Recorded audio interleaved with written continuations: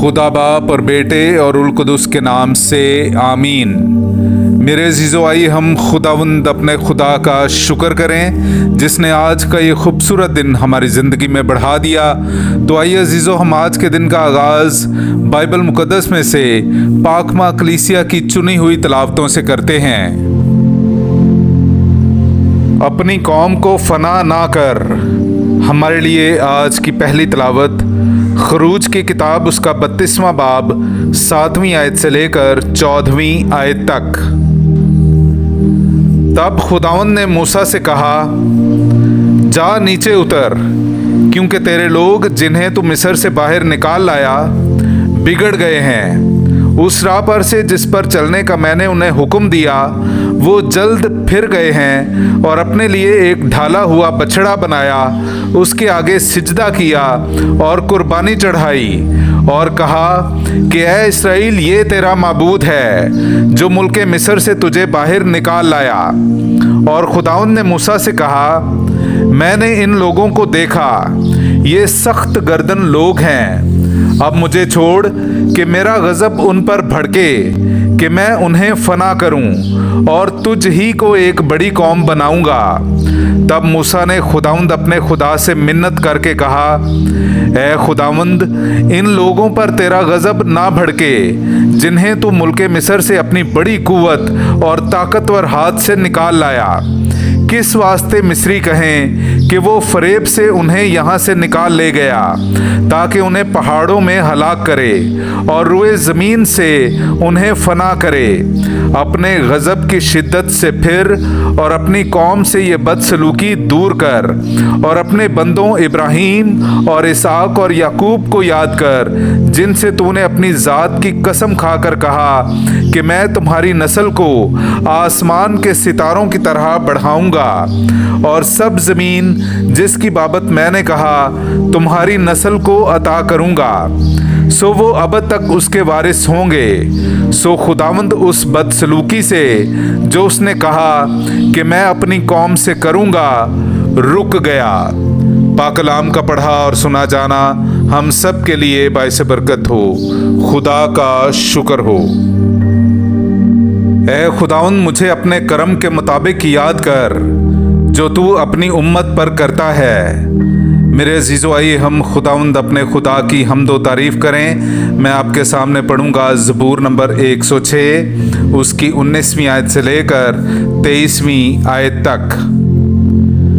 उन्होंने होरेब पर एक बछड़ा बनाया और सोने की ढाली हुई मूरत की पूजा की, और उन्होंने अपने जलाल को घास खाने वाले बैल की शक्ल से बदल डाला। वो उस खुदा को भूल गए जिसने उन्हें बचाया था और जिसने मिस्र में मौजज़े किए थे, यानी हाम की सरजमीन में इजाबात और बहीरा कुलज़म पर ताज्जुब अंगेज काम किए। और वो कहने लगा कि मैं इन्हें फना कर देता अगर मेरा बरगुज़ीदा मूसा मेरे हुजूर शिफायत ना करता कि मेरे गज़ब को उन्हें फना करने से रोक दे। पाकलाम का पढ़ा और सुना जाना हम सब के लिए बाइस बरकत हो।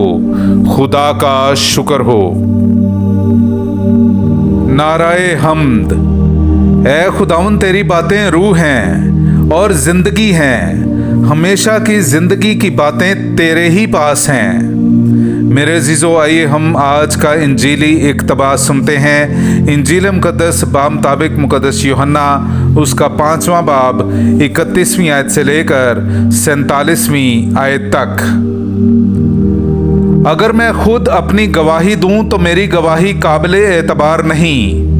एक और है जो मेरी गवाही देता है, और मैं जानता हूं कि मेरी गवाही जो वो देता है काबिले एतबार है। तुमने यूहन्ना के पास पैगाम भेजा और उसने सच्चाई की गवाही दी है। गो मैं अपनी निस्बत इंसान की गवाही मंजूर नहीं करता, तो भी मैं ये बातें कहता हूँ ताकि तुम निजात पाओ।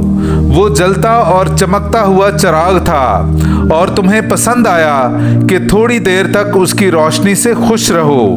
लेकिन मेरे पास जो गवाही है वो यूहन्ना की गवाही से बड़ी है, क्योंकि जो काम मेरे बाप ने मुझे पूरे करने को दिए, यानी यही काम जो मैं करता हूँ, وہ میری گواہی دیتے ہیں کہ باپ نے مجھے بھیجا ہے، اور باپ ہی نے جس نے مجھے بھیجا ہے میری گواہی دی ہے۔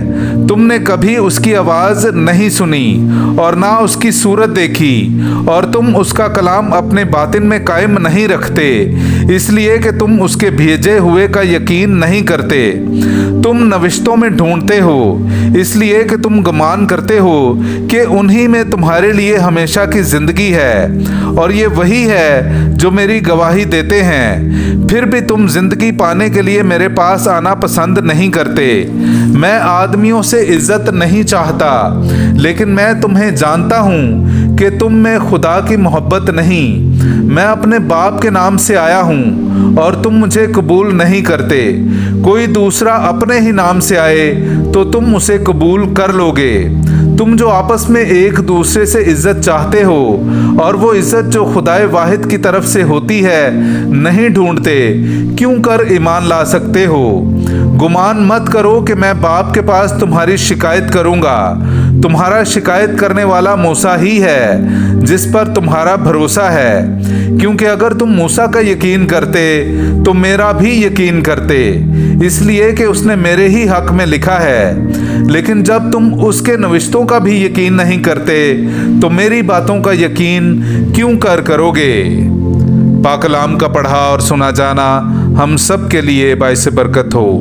خدا کا شکر ہو۔